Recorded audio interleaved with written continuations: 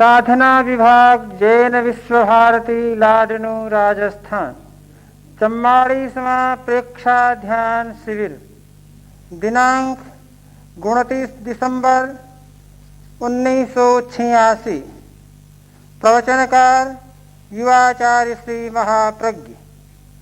विषय आसक्ति अनासक्ति का आधार निवृत्तिवाद। की साधना करने वाले साधक जैन दर्शन निवृत्ति प्रधान दर्शन, सांख्य दर्शन भी निवृत्ति प्रधान दर्शन है और वेदांत को भी निवृत्ति प्रधान कहा जा सकता है। कुछ दर्शन प्रवृत्ति प्रधान है, मीमांसा प्रवृत्ति प्रधान है। दो धाराएं रही हैं दर्शन के क्षेत्र में, एक प्रवर्तक धर्म की धारा, दूसरी निवर्तक धर्म की धारा। प्रवृत्ति जीवन के लिए आवश्यक है। मन, वचन और शरीर ये तीनों प्रवृत्तियां हैं, तीनों कर्म हैं। इस कर्म को, इस प्रवृत्ति को शरीर के रहते छोड़ा नहीं जा सकता। जब तक शरीर तब तक प्रवृत्ति, और जब तक प्रवृत्ति तब तक शरीर। शरीर का और प्रवृत्ति का दोनों का संबंध है। योग की साधना निवृत्ति प्रधान है।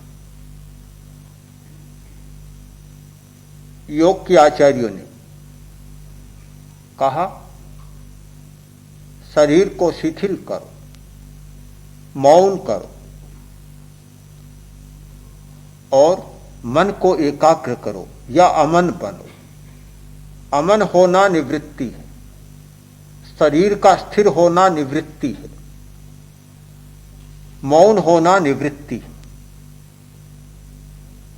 हमारे सामने प्रश्न है कि प्रवृत्ति का चुनाव करें या निवृत्ति का। एक प्रश्न, इस प्रश्न का उत्तर हमें पाना है। प्रवृत्ति को छोड़ा नहीं जा सकता और सच्चाई यह है कि निवृत्ति को भी नहीं छोड़ा जा सकता, बिल्कुल नहीं छोड़ा जा सकता। समस्या अनासक्ति की है और समस्या आसक्ति की है। हम चर्चा कर रहे हैं आसक्ति और अनासक्ति की। आवश्यकता बचे, आसक्ति न बने, कैसे संभव है? उसका आधार क्या है? इस प्रश्न पर चिंतन करते करते हम इस बिंदु पर पहुंच जाते हैं, यदि अनासक्त होना है तो निवृत्त होना ही होगा। निवृत्ति के बिना अनासक्ति की कल्पना ही नहीं की जा सकती। अनासक्ति का आधार निवृत्ति है, उस आधार को कभी छोड़ा नहीं जा सकता।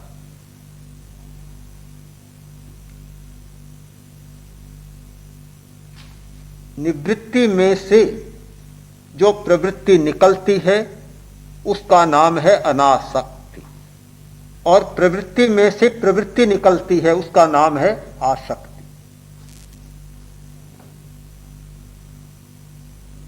करो और करो में से करो निकलेगा, वहां आसक्ति पैदा हो। न करो, न करो में से करो निकलेगा, वहां अनासक्ति पैदा हो। न करो, न बोलो और न सोचो, ये अनासक्ति का आधार है।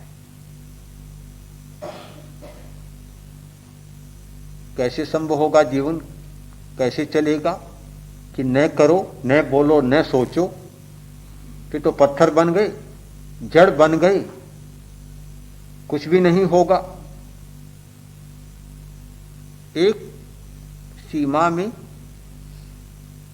जड़ और चेतन में कोई अंतर नहीं। अंतर है वह एक सीमा अलग है। एक सीमा में जहां तक तत्व है, पदार्थ है, जीव भी एक पदार्थ है और परमाणु भी पदार्थ है। जीव में भी सक्रियता है और परमाणु में भी सक्रियता है। एक पत्थर, जड़ पत्थर अपने आप नहीं हिलता चलता, तो जीव को भी उस अवस्था में जाना पड़ता है कि कुछ भी क्रिया नहीं करता, अक्रिय होता है। स्थावर जीव है, वनस्पति पेड़ भी जीव है, न हिलता न डुलता, जड़ जमाए खड़ा है। पृथ्वी भी जीव है, स्थिर है। एक सीमा तक जड़ और चेतन दोनों समान हो जाते हैं। भेद है चैतन्य का, एक में चैतन्य है, दूसरे में चैतन्य नहीं है। निवृत्ति बहुत आवश्यक है। न करो यह सामान्य विधि है। उत्सर्ग मार्ग यानी हमें कुछ भी नहीं करना है, करना नहीं है कुछ भी। आत्मा को कुछ भी नहीं करना है। करना स्वतः प्राप्त नहीं है, करना उपयोगिता के आधार पर प्राप्त होता है, आवश्यकता के आधार पर प्राप्त होता है। करने की सीमा क्या है? हम कितना करें? जितनी जरूरत, जितनी आवश्यकता उतना करना है। करना अपवाद मार्ग है, विशेष विधि है। न करना सामान्य विधि, उत्सर्ग का मार्ग है। हमारा मूल स्वभाव है न करना, न बोलना और न सोचना। यह हमारी मूल प्रकृति है। हमारी शुद्ध चेतना वह न करने की चेतना है, न बोलने की चेतना है और न सोचने की चेतना है। किंतु जब हम व्यवहार की भूमिका में आते हैं,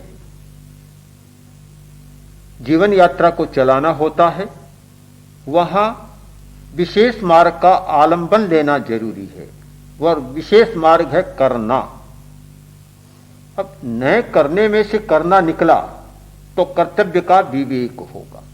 क्या करना, कितना करना और कैसे करना, यह कर्तव्य का विवेक जागेगा। करो में से करो निकलेगा, वहां कर्तव्य की सीमा नहीं होगी, कार्य की सीमा नहीं होगी और कर्तव्य का विवेक नहीं होगा। दार्शनिक शब्दावली में दो शब्द हैं जैन दर्शन की शब्दावली में, समिति और गुप्ति। गुप्ति गुप्ति निवृत्ति है, समिति प्रवृत्ति है। यानी हमारा कार्य समिति कब हो सकता है, हमारा कार्य सत प्रवृत्ति कब हो सकता है, हमारा कार्य अनासक्तिपूर्ण कब हो सकता है कि जो प्रवृत्ति गुप्ति संबलित है या जिसकी पृष्ठभूमि में गुप्ति है वह प्रवृत्ति सम्यक होगी, और जिसकी पृष्ठभूमि में गुप्ति नहीं है वह प्रवृत्ति असम्यक हो, असत प्रवृत्ति होगी, समिति नहीं हो। कार्य को शुद्धता देने वाली है निवृत्ति। जितना जितना निषेध का अंश है, निवृत्ति का अंश है, वह कार्य को शुद्ध बनाता है। एक आदमी खड़ा है, ठहरा हुआ है। ठहरना निवृत्ति, चलना प्रवृत्ति है। अब ठहरा हुआ है, ठहरने के पीछे एक संकल्प है कि मैं ठहरा हुआ हूं, और वह संकल्प उसे ठहराए हुए है। ठहरने से जो प्रवृत्ति निकली, जो गति निकली, वह गति शक्तिशाली हो। एक आदमी चलता जाए, निरंतर चलता जाए, क्या होगा? निरंतर चलने का अर्थ है पुर्जे का टूट जाना, यंत्र का विकृत हो जाना, शरीर का लुढ़क जाना। आदमी निरंतर चल नहीं सकता, उसे निवृत्ति करनी होती है, गति की निवृत्ति। स्थिति है गति का मूल, अगर स्थिति नहीं है तो गति हो नहीं सकती। एक राजा ने एक आदमी से कहा कि तुम दिन भर में चलो और जितना चलोगे उतनी भूमि तुम्हें दे दूंगा। काम बन गया। उसने सोचा जितना चल सकूं, चलने लगा, चलता बना, चलता बना, चलता गया, विराम ही नहीं लिया। मन में लोभ की प्रेरणा थी और निरंतर गति होती गई, चलता गया। सांझ का समय आया, सूरज ढलने को, उतरने को आया। स्थिति यह बनी कि गिर पड़ा और गिरते ही प्राण पखेरु उड़ गए। राजा ने कहा, बस इतनी भूमि, जितनी दूरी ये लुढ़का है, इतनी भूमि इसके नाम से कर दी जाए। उसी में उसकी समाधि बना दी। निरंतर गति और सतत प्रवृत्ति जीवन को अस्त व्यस्त बना देती है। निवृत्ति बहुत जरूरी होती है। मैं आपसे एक प्रश्न पूछना चाहता हूं कि आपका जीवन किससे चलता है? आप उत्तर देंगे, आहार से चलता है। सही उत्तर है कि भोजन करते हैं इसलिए जीवन चलता है। बिल्कुल सीधा सा उत्तर है। तो मैं फिर पूछना चाहूंगा, क्या आपका उत्तर यह सही है? नहीं, केवल आहार से जीवन नहीं चलता। जीवन चलता है आहार और अनाहार के योग से। अगर केवल आहार से जीवन चले तो 24 घंटा खाकर देखें, निरंतर खाते जाए। एक दिन ऐसा संकल्प करें कि आज एक आहार का उपवास करना है। लोग उपवास करते हैं अनाहार, आज आहार का उपवास करना है। जैसे 24 घंटा अनाहार का उपवास होता है, वैसे 24 घंटा आहार का उपवास करके देखिए। एक दिन भी देखिए, ज्यादा नहीं। अनाहार की तपस्या तो 50 दिन की भी हो सकती है, आहार की तपस्या तो 50 दिन की हो ही नहीं सकती, एक दिन में काम बीत जाएगा। कोई आदमी एक दिन 24 घंटा ही चले, 24 घंटा ही खाता चला जाए, क्या होगा? मौत को निमंत्रण। संभव नहीं। हमारा जीवन चलता है आहार और अनाहार का योग। खाते हैं और नहीं खाते हैं। सच्चाई तो यह है कि आहार के साथ अनाहार अधिक महत्वपूर्ण बात है। हम सोचते हैं, उससे काम होता है, काम होता है, किंतु 24 घंटा निरंतर सोचते चले जाएं तो संभव है क्या? पागलपन को बहुत जल्दी निमंत्रण होगा। पागल में और समझदार में अंतर क्या है? क्या अंतर है? इतना ही तो अंतर है कि समझदार आदमी जब चाहे तब अपने चिंतन पर नियंत्रण कर सकता है, ब्रेक लगा सकता है। और पागल वह होता है जो चिंतन मन में आ गया उस पर ब्रेक नहीं लगा सकता। बस जो ब्रेक नहीं लगा सकता उसका नाम पागल, और जो ब्रेक लगा सकता है उसका नाम समझदार। पागल भी कम नहीं सोचता, बहुत कल्पना करता है, बड़ी उड़ानें भरता है, बहुत सोचता है, कम नहीं, पर ब्रेक नहीं लगा सकता। पागल आदमी था, सामने घड़ी थी, तो अपने अधिकारी से पूछा कितने बजे? अधिकारी ने कहा 2 बजे। तो क्या घड़ी ठीक है? तो बिल्कुल ठीक है। अगर ठीक है तो फिर पागल खाने में क्यों?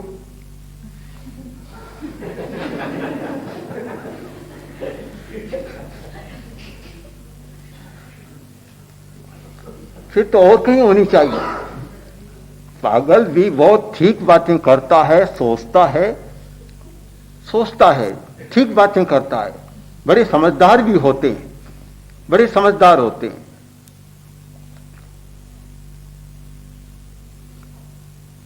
पर कमी एक है कि बस एक बात मन में आ गई, उसे रोक नहीं सकता, नियंत्रण नहीं कर सकता, कहीं विराम नहीं लगा सकता।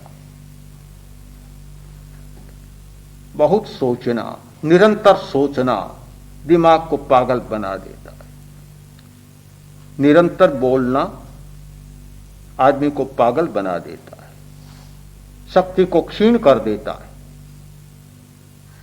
बोलता है आदमी, विश्राम लेता है, विराम लेता है, तो फिर बोलने की ताकत आ जाती है।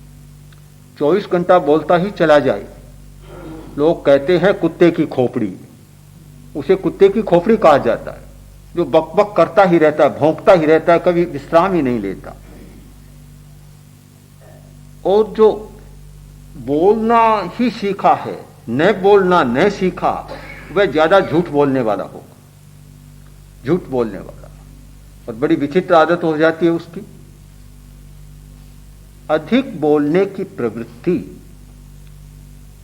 आदमी को झूठ बोलना सिखा देती। जो संयत बोलता है, सीमित बोलता है, वह झूठ से बच सकता है। ज्यादा बोलेगा उसके लिए झूठ की बहुत संभावना है, बहुत संभावना। एक आदमी पशुओं को बहुत पसंद करता था, पशु बड़े प्यारे लगते थे। एक सौदागर आया पशुओं को लेकर, उसने सारे पशु खरीद लिए, एक कुत्ता था उसको छोड़ दिया और सब खरीद लिए। उसने कहा कि आपने सब खरीदे, इस कुत्ते को क्यों नहीं खरीद लेते हो? उसने कहा मुझे कुत्ते की जरूरत नहीं है, कुत्ते की जरूरत नहीं है। उसने कहा बड़ा अद्भुत है कुत्ता, ये तो आपको लेना ही है। कि क्या अद्भुत है कि आदमी की भाषा बोलता है, यह बात है। उससे पूछा कि बोलो भाई तुम कहां से आए हो? कहां से आए हो? कि मैं उज्जैनी से आया। यहां क्यों आए हो? कि मालिक लाया इसलिए आ गए। तो तुम क्या करोगे? कि जो आप कहेंगे वह करूंगा। रात को रखवाली करोगे? करूंगा। दिन में जहां भेजूंगा काम करोगे? कि कर दूंगा। जो भी कहा नकारना जानता ही नहीं, सब हां हां में, न की बात ही नहीं आती है कि यह करोगे कि करूंगा, वह करोगे कि करूंगा। ना करना जानता नहीं। इतना बढ़िया नौकर कहां मिले जो हर बात में बस यह भी कर लूंगा, यह भी कर लूंगा, यह भी कर लूंगा, मनाही कभी करता ही नहीं। उसने कहा सारे दिन काम करना कि कर लूंगा। तब उसने कहा, सौदागर से पूछा कि इतना बढ़िया कुत्ता, इतना विनीत नौकर, और फिर तुम बेचते क्यों हो? कि सही बात बताऊं क्या, आपने मेरे बहुत पशु खरीदे हैं, आपसे झूठ तो क्या बोलूं। इसमें एक ही आदत बुरी है कि करता कुछ नहीं, झूठ बोलता है, केवल झूठ बोलता है। तो आदमी बहुत बोलता है तो वह झूठ बोलना सीख जाता है। कहीं तो नकारना चाहिए भी, यह मेरी शक्ति के बाहर है, मैं नहीं कर सकता। कहीं तो ना आना चाहिए। जो कोई हां ही हां कहे, हां ही हां, वह हमेशा धोखा ही देता है। मेवाड़ में एक प्रधानमंत्री थे, दीवान कहलाते थे उस जमाने में, राजाओं के राज्य में। तो एक दीवान थे, पंडित जी, बड़े प्रसिद्ध थे, बड़े अच्छे प्रशासक भी थे। कोई भी आदमी शिकायत लेकर जाता, काम कराने के लिए जाता, कुछ भी कह दो, वे कभी नहीं कहते नहीं होगा। मेरा ये काम करना है, क्यों नहीं होगा, क्यों नहीं होगा, क्यों नहीं हो सकता। क्यों तो लगा रहता और ना कभी होती नहीं है, काम कभी होता है। तो बहुत बोलेगा, आखिर सीमा नहीं होगी तो वहां झूठ के लिए दरवाजा खुल जाएगा। सीमा करना जरूरी है। जहां हां है तो उसके पीछे ना अवश्य चाहिए, नकार चाहिए। नकार नहीं है तो समझ लो कहीं न कहीं कोई बात दूसरी है। तो न बोलना, निषेध होना बहुत आवश्यक है। सोचने का निषेध, न सोचना, बोलने का निषेध, न बोलना, और करने का निषेध, न करना। हमारे सामने दो मार्ग, एक प्रवृत्ति का, एक निवृत्ति का। अगर हम निवृत्ति की भाषा को नहीं समझते तो हमारी प्रवृत्ति की बात सम्यक नहीं हो। कुछ लोग निवृत्ति को पलायनवाद कहते। पश्चिमी दार्शनिकों ने भारतीय दर्शन को पलायनवादी दर्शन कहा। कुछ दार्शनिकों ने जैन और सांख्य दर्शन को भी पलायनवादी दर्शन कहा। मैं मानता हूं यह पलायनवाद नहीं है, यह मूल सच्चाई है। मूल सच्चाई कि जिस साधना के पीछे, जिस प्रवृत्ति की पृष्ठभूमि में निवृत्ति नहीं है, वह आदमी को खतरनाक मोड़ तक ले जाती है। आसक्ति ने या नितांत प्रवृत्ति ने अणुयुग को जन्म दिया है, अणुअस्त्रों को जन्म दिया है। यदि निवृत्ति होती तो अणुअस्त्रों का विकास नहीं होता। केवल प्रवृत्ति का दृष्टिकोण, कोरी क्रियात्मकता का दृष्टिकोण अणुयुग तक पहुंच गया और अणुअस्त्रों तक पहुंच गया। अब बात आती है निशस्त्रीकरण की। निशस्त्रीकरण, बात आती है अणुयुगों, अणुअस्त्रों के सीमाकरण की। संधि होती है, रूस और अमेरिका में बातचीत होती है कि अंतरिक्ष युद्ध को रोका जाए, स्टार वार को रोका जाए, अणुअस्त्रों का विस्तार न किया जाए, उनकी कमी की जाए। ये क्या है? प्रवृत्ति है या निवृत्ति? सारी निवृत्ति है। स्टार वार क्यों नहीं होना चाहिए? अगर प्रवृत्ति ही श्रेय है तो चलते चले, आगे बढ़ते चले जाएं, कहीं रुकना नहीं है। जहां रुकने की बात आएगी वह निवृत्ति हमारे सामने स्पष्ट हो जाएगी। और बिना रुके न गाड़ी चल सकती, न वायुयान चल सकता, और न आदमी के पैर चल सकते। रुकना अत्यंत अनिवार्य है, बहुत आवश्यक है। हम चाहे व्यवहार की भूमिका पर सोचें, चाहे साधना की भूमिका पर सोचें, निवृत्ति को नकार नहीं सकते। जीवन व्यवहार में भी निवृत्ति जरूरी है और साधना के क्षेत्र में भी निवृत्ति जरूरी है।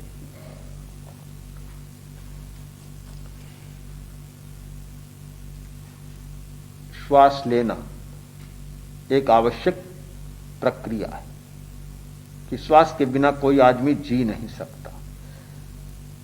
किंतु अश्वास रहना भी बहुत आवश्यक है। जिसने अश्वास रहने का अभ्यास कर लिया उसने अपने विकास का मार्ग प्रशस्त कर लिया। अश्वास अचिंतन की भूमिका है, अश्वास मौन की भूमिका है, और अश्वास रहना अक्रिया की भूमिका है। दिन और रात 24 घंटा में हम कितने लाख बार श्वास लेते? यदि अश्वास का अभ्यास कर लें, 1 मिनट में 15 श्वास लेते। यदि हम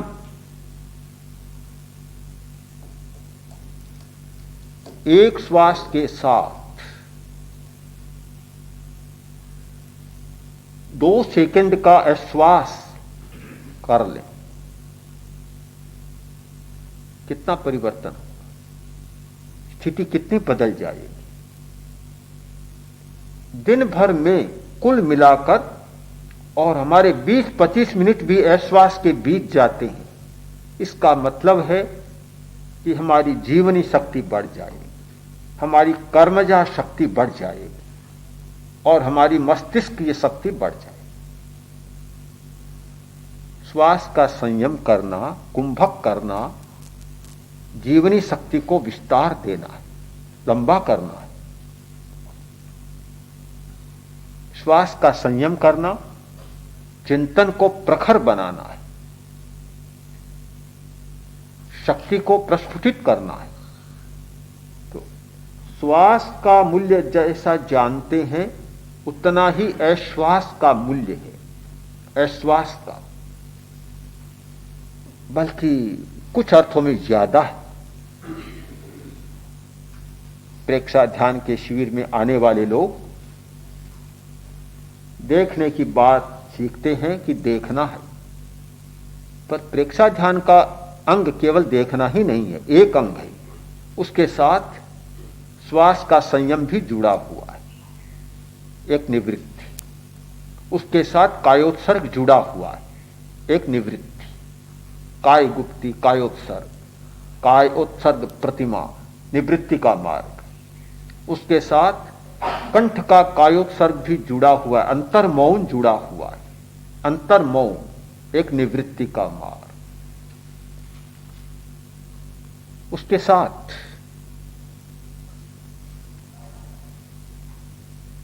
प्रवृत्ति को रोकने की बात जुड़ी हुई। आसन करते हैं, आसन का मतलब है प्रवृत्ति, आसन का अर्थ है सक्रियता, किंतु जिस आसन में निवृत्ति नहीं होती वह आसन अच्छा नहीं होता। बहुत सूक्ष्म क्षण है निवृत्ति का।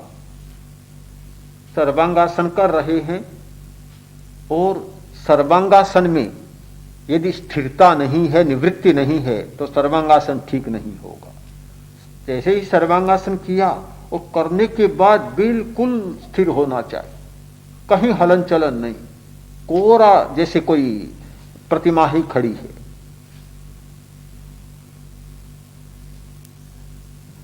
त्रिकोणासन किया, इधर झुकने के बाद एक क्षण के लिए बिल्कुल निवृत्त हो जाना चाहिए, यानी प्रवृत्ति के पीछे पीछे नहीं, साथ साथ निवृत्ति चलेगी तो बहुत अच्छी क्रिया होगी। ऐसा भी असंभव नहीं है कि आप चलते हुए भी कायोत्सर्ग कर सकते, चलते हुए शरीर को शिथिल कर सकते। इधर तो चल रहे हैं, उधर कायोत्सर्ग भी कर रहे हैं, शरीर को बिल्कुल शिथिल कर रहे हैं।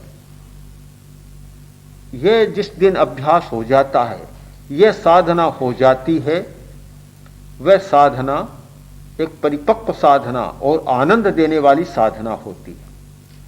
आपने पढ़ा होगा, सुना होगा कि ऐसी साधना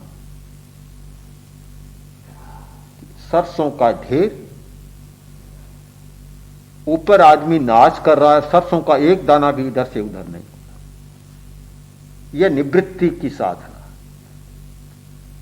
हमने देखा है, उदयपुर में देखा, एक आदमी और सिर पर गिलास, 15-20 गिलास पानी से आधी आधी भरी हुई, नाच रहा है, नाच रहा है, सिर पर सारी गिलास, लंबी कतार, नाच रहा है।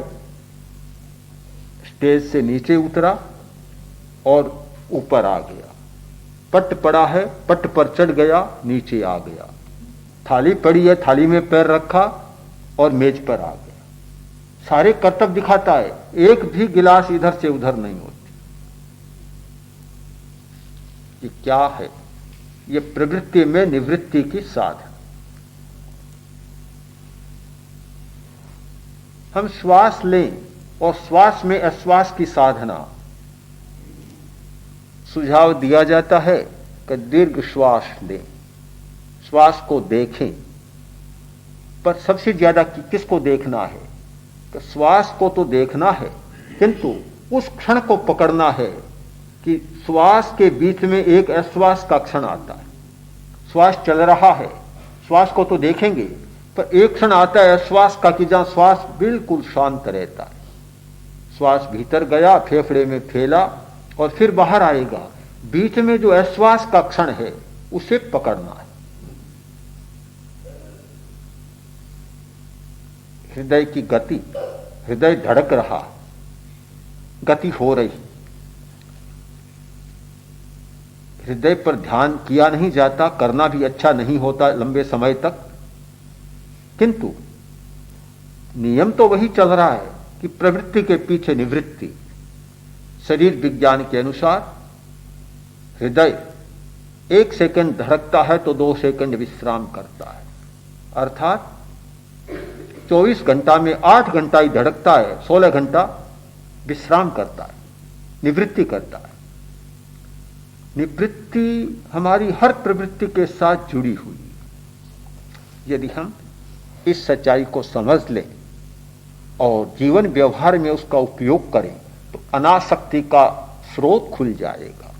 अनासक्ति वही होती है, वही कर्म अनासक्त होता है जिसके साथ निवृत्ति जुड़ी हुई है। निवृत्ति का अर्थ हो गया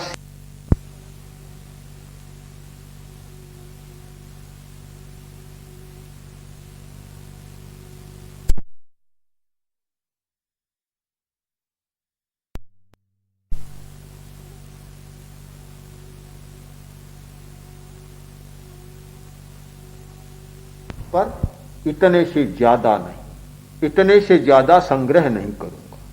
खाऊंगा पर इतने से ज्यादा नहीं खाऊंगा। बोलूंगा पर इतने से ज्यादा नहीं बोलूंगा।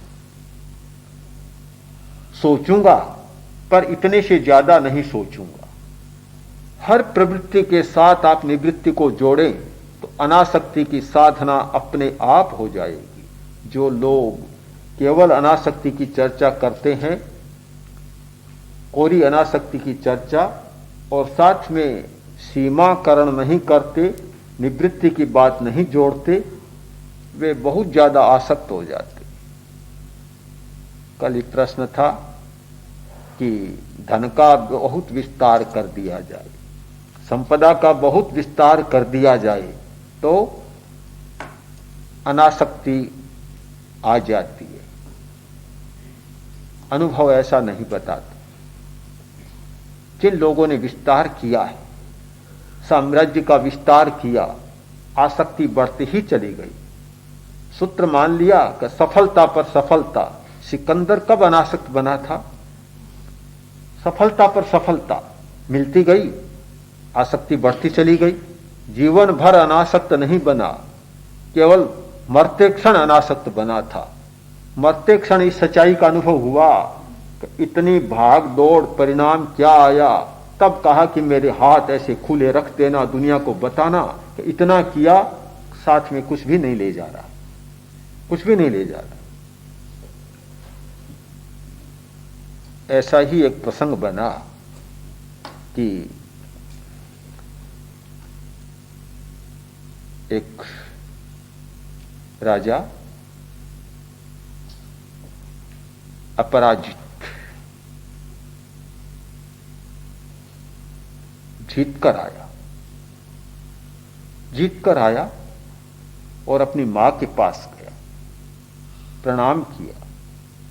मां ने सामने नहीं देखा, मुंह फेर लिया। तो बोला, मां, इतनी बड़ी विजय, और विजय के बाद में आपको नमस्कार करने आया हूं, आप सामने ही नहीं देख रही है, आपने मुंह फेर लिया, ये क्या?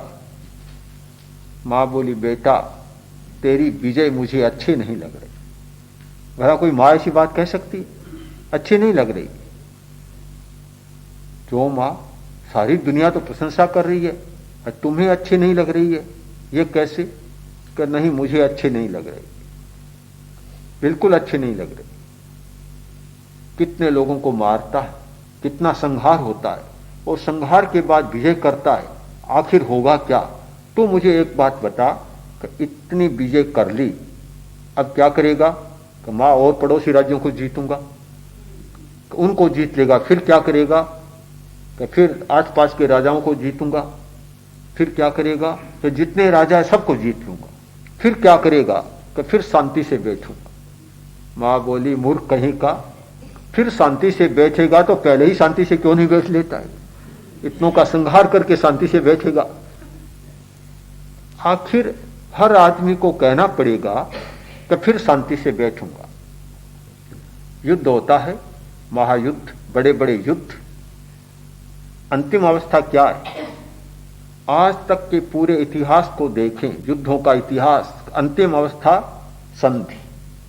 आखिर संधि और समझौता। तो जब हमारी आखिरी मंजिल क्या है, पहुंचते कहां है? आखिर समझौते पर।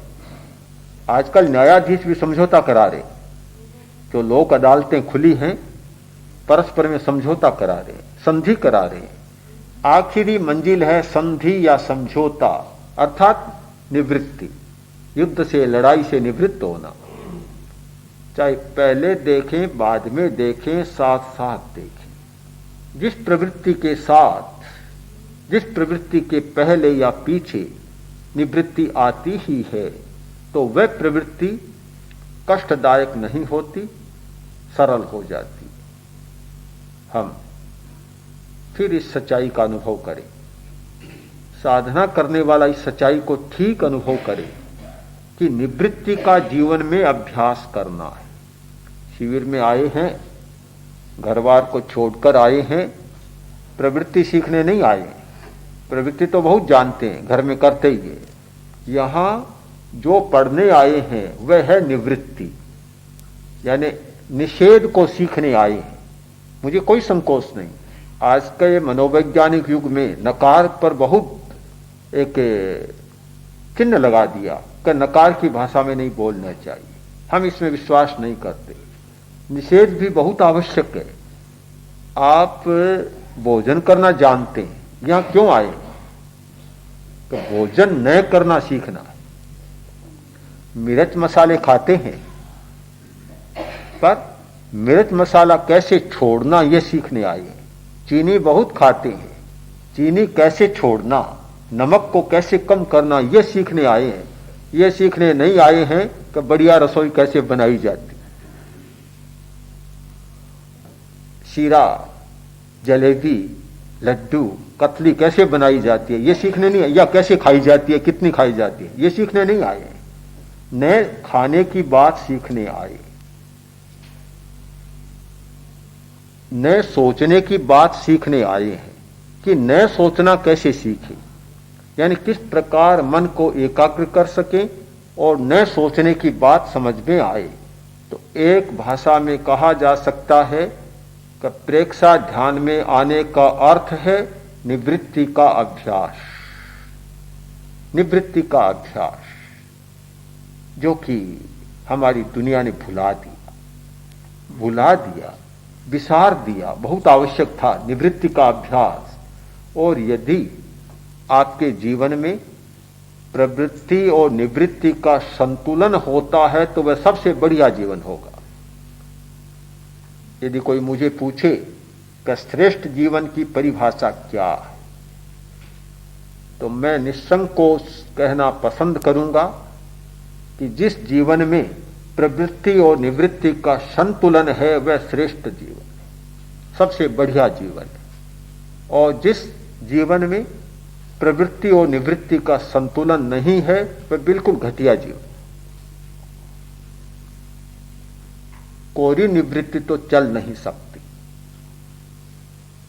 किंतु आदमी प्रवृत्ति को बहुत अधिक बढ़ा देता है, चलता है, पर जल्दी टूटता है, जल्दी टूटता है। या तो मानसिक विकार पैदा हो जाएगा, या शारीरिक विकार पैदा हो जाएगा, या और समस्या पैदा हो जाएगी। अच्छा जीवन नहीं होता। संतुलित जीवन वही होता है जिसमें यह प्रवृत्ति और निवृत्ति दोनों संतुलित बन जाते हैं। इस सारी चर्चा का निष्कर्ष यही है, बहुत थोड़ा सा है, कि हम आवश्यकता की सीमा में जिए, अनासक्ति की सीमा में जिए। बीच में जो आसक्ति है उसे समझ ले। यानी आवश्यकता, एक तरफ में आवश्यकता और दूसरी तरफ में अनासक्ति। यह योग तभी संभव है कि आवश्यकता और अनासक्ति के बीच में निवृत्ति का धागा जुड़ जाए। दोनों के बीच में निवृत्ति का धागा है तो आवश्यकता अनासक्ति को जन्म दे, कोई अंतर विरोध नहीं होगा। और यदि आवश्यकता और आवश्यकता केवल आवश्यकता वाली बात चली, इसका मतलब कोरी प्रवृत्ति की बात चली, जीवन की व्यवस्था गड़बड़ा जाएगी और साधना की बात तो आएगी ही नहीं। इसलिए साधना का दृष्टिकोण रखने वाले व्यक्ति के लिए बहुत आवश्यक है कि वह दिन में, प्रतिदिन, यदि 24 घंटा में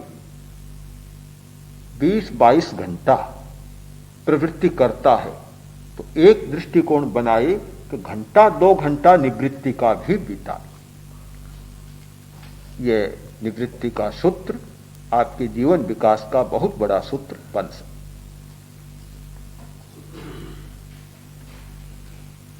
इस सामुदायिक जीवन में सबकी आवश्यकताएं पूरी नहीं हो सकती तो क्या वह आसक्ति को नहीं बढ़ाती है? बढ़ा भी सकती है, नहीं भी बढ़ाती। अगर दृष्टिकोण यह सम्यक बन जाए, सम्यक कभी पूर्ति नहीं हुई तो मान लेना चाहिए कि कहीं न कहीं त्रुटि रही है और उस त्रुटि का भागीदार एक मैं भी हूं। वह शायद एक कहानी पढ़ी होगी विमल मित्रा की, बढ़िया कहानी थी।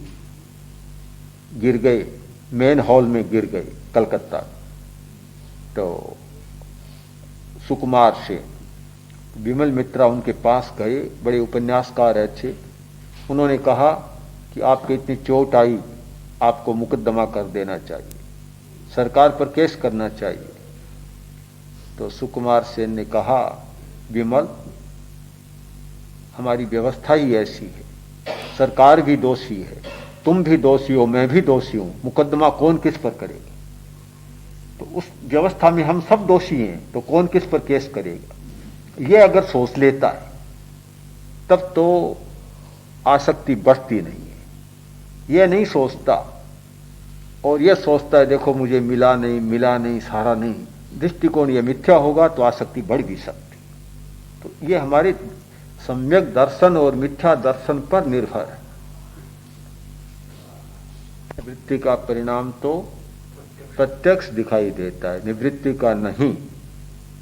इसके लिए तो तुम स्वयं प्रयोग कर लो, स्वयं कर लो कि 10 दिन नींद मत लो, 10 दिन विश्राम मत करो, 24 घंटा ही काम करो, फिर देखो कैसे परिणाम। प्रत्यक्ष है कि नहीं है?